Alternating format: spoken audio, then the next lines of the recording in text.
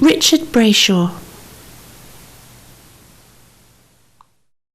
The idea behind these images was to play with the viewer's eye so that the viewer is drawn into a space or may even be repelled from the space. So the idea is that the viewer's almost doing this a bit so that you slightly mess with the mind because the visual perception is then distorted. Well, the romantic sublime, which was part of the influence for this work, gives you a sense of the infinite. Part of it is the vastness of scale, and in fact looking at these there is a sense of you could keep going into an infinite space, and also the way they're coloured, they're quite soft, gentle in a way, which gives you part of that romantic feel. They're not harsh in that sense of strong and graphic, but they do give you the feeling that it could go on forever, these depths. You just keep going into them if you want. What I was trying to achieve was actually to get the viewer to think about the space, and the fact that they actually end up moving back and forth gives them this sense of you're not quite sure what you're looking at. Are you looking at steps going down in that case, or steps going up? And in this case, what are you actually going into?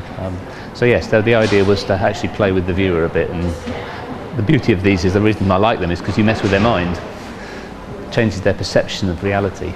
I think part of what makes these works work is that the viewer does get lost in the images. I wanted them to actually not be quite sure what they were looking at, having to think about what they're seeing, and hopefully then reflect on the environment that we live in, because these are made in not exotic locations. They're both urban, actually almost urban settings. That one is on the Thames, and that one's on a beach in a seaside resort.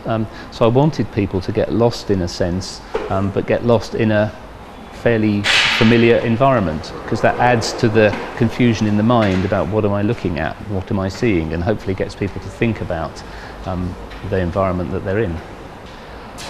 I think part of what I was trying to show here was an imminence of a transition, of an end, if you like. You could disappear into these and just cease to exist, or you might draw back from them because you're frightened of going into that space. So a lot of this was about the perception of the transition from somewhere safe, which is the steps, and somewhere which is definitely unsafe and unknown, which is down into an abyss almost. So you could take it as a metaphor for our existence, if you like. I'm disappearing literally down into an abyss. And hopefully that's the sense that the viewer will get from looking at them. To me, the photography aspect of this is quite important. It's the craft element, and also the structure of the image, the use of the composition, the use of light, because after all that's what photography is about. So I do think it's important for me to produce a carefully composed, well-crafted image, which that then allows the viewer's eye to be moved around the work. So in that sense, I want to use photography, and I don't want to get too far away from traditional photography in a sense. These don't have a lot of photoshopping or manipulation. It's basically changing perhaps the light and the shade a little bit, but a lot of the effect comes from just the composition and the position of the photographer, the viewpoint, and the subject matter.